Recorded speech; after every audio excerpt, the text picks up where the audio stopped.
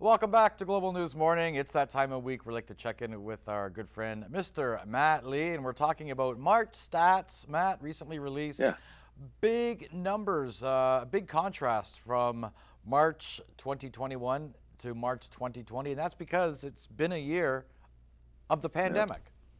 that's right.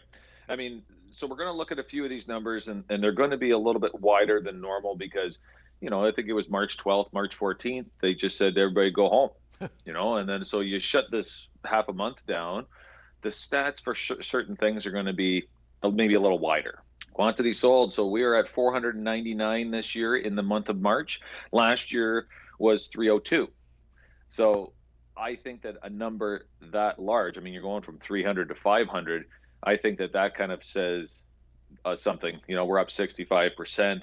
And, when you get shut down halfway through the month, maybe you didn't get that back end of the month sales. So, last year, like that's quite a wide range. I wouldn't kind of say that it would be as wide if we were able to work all of last March. Right. And also a big contrast here, no doubt because of the pandemic, quantity listings. Yeah, so we've been talking about this for a long time, and I mean, basically, even last year we had 1,230 listings on the market. We are down 23% in listings on the market right now, so we're at 943. So when you're seeing that number, we see all of these 500 sold in the month of March, but there's actually only 943 on the market. I mean that you're getting into that supply and demand that what we talked about, and that shows through the average price. It shows when we see that how the offers or the list price to sale price ratio. We had talked about this where that number had changed from 99% to 101% probably about 4 or 5 months ago. And we said, this is a big thing. All of a sudden we've now gone over this threshold of 100% and we're into this 101%. And then we just kind of slowly were creeping. It was like 101, 102, 103. And then all of a sudden now we've jumped to 108.33. I mean, we're starting to get that number to be bigger, which means that people are going that much more over asking on an average sale. Percentage expired, only 1.77%. Right. So this was another thing we had talked about. What we had been seeing for a normal average, if we go back and we were to look at a lot of the months that we talked about these things, was around 20%. It was floating between 18 and 22% that we would see that, if a property didn't sell and it went through its contract of 2 months to 6 months, whatever, the average I think is probably around three, it would expire for whatever reason. And that was around 18, 20%. And now, the supply and demand has shrunk so much that, there's a lot of properties that are selling instead of expiring. So we are down to 1.77% in expiries, which means that virtually nothing's expiring. Another thing we've been talking about for a long time is that we've been floating around that 27 to 32 days on market.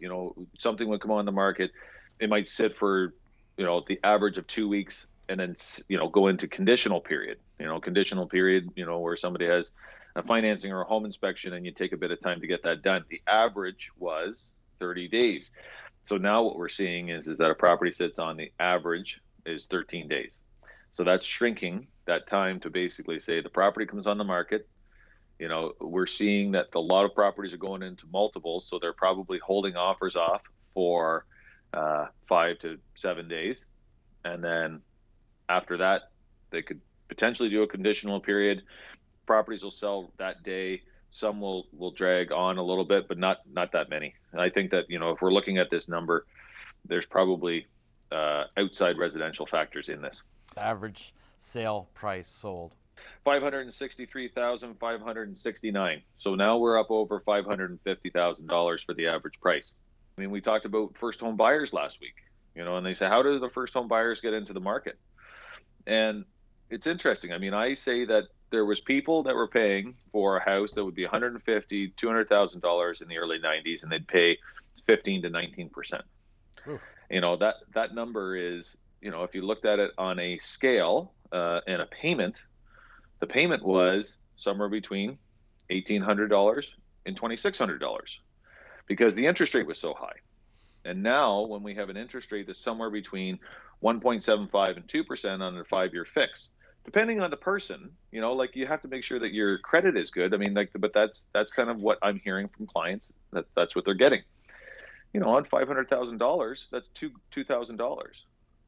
So when you look at this high interest rate that was happening in the 90s, and you're paying that amount of money 30 years ago, and then you're looking at the interest rate being where it is today, and they're only making, this is what my payment is. All of these things are factoring in. One is supply, two is the interest rate is very low. And down payment, of course, makes a huge difference. Yeah, you're going to, you can get in with 5% as a primary residence with CMHC.